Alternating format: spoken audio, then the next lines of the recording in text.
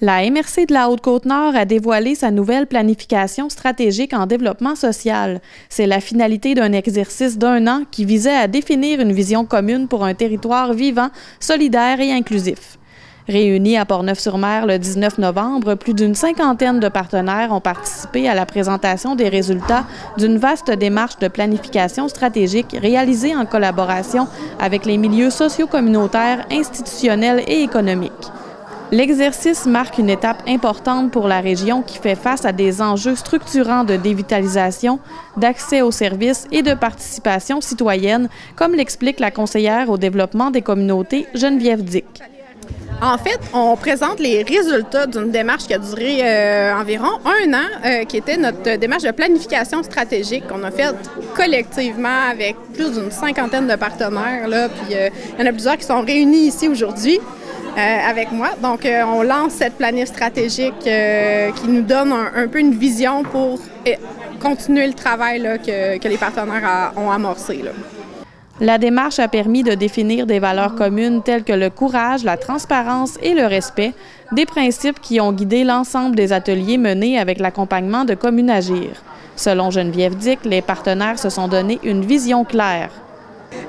Puis on s'est donné une vision avec un territoire, la Haute-Côte-Nord comme un territoire vivant, solidaire, où est-ce que les gens s'entraident, puis où est-ce que tout le monde est inclus, puis pas juste le développement social, mais on veut aussi avoir les acteurs économiques là, dans notre vision d'ensemble, où est-ce qu'on va accompagner les citoyens et citoyennes pour qu'ils puissent participer pleinement au processus, aux décisions, aux actions.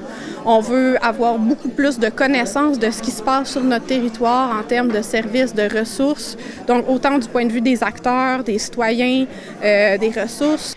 La MRC fait face à plusieurs réalités: dévitalisation, pauvreté, exclusion sociale, vieillissement, accès au logement, transport, éducation et inclusion numérique. Pour la conseillère, il était essentiel de les aborder ensemble. Par exemple, notre territoire est particulièrement touché par la dévitalisation, par les enjeux de pauvreté, d'exclusion sociale. Donc, c'est super important d'aborder ces enjeux-là de façon collective, vraiment en collaboration pour qu'on n'échappe personne. Mais donc, il y a toute la question du vieillissement de la population, de la perte démographique. Comment on fait pour mieux soutenir nos aînés, comment on fait pour garder les jeunes ou leur permettre d'avoir des parcours qui vont faire en sorte qu'ils reviennent ici, qu'ils désirent revenir ici. Tous les enjeux là, de transport, entre autres, d'accès à l'éducation, d'accès au logement, puis à la littératie. L'objectif est également de mieux comprendre les problématiques vécues sur le terrain.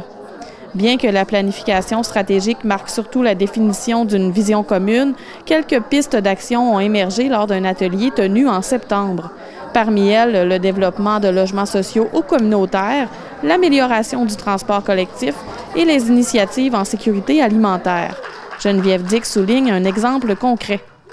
Aujourd'hui, on a un super bel exemple. Il y a un comité de glanage qui s'est mis en place et les légumes qui ont été récoltés à la coop des légumes heureux avec le Carrefour Jeunesse Emploi, bien, il y en a qui se sont retrouvés avec la soupe populaire de Forestville qui nous cuisine notre repas aujourd'hui d'ailleurs.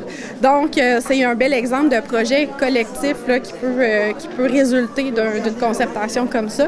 La MRC de la Haute-Côte-Nord n'en est pas à ses premières avancées en développement social.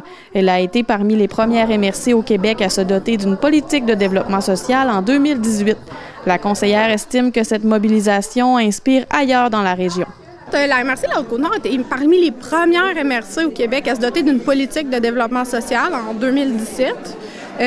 Par ailleurs, dans le fond, la mobilisation des partenaires est un exemple là, dans toute la Côte-Nord. Je sais qu'il y a d'autres territoires qui nous regardent pour dire « Ah, mon Dieu, il se passe quelque chose en Haute-Côte, on aimerait ça faire la même chose. » Puis se doter d'une réelle planification stratégique plus en profondeur avec l'inclusion de l'ensemble des partenaires, c'est effectivement là, quelque chose qui est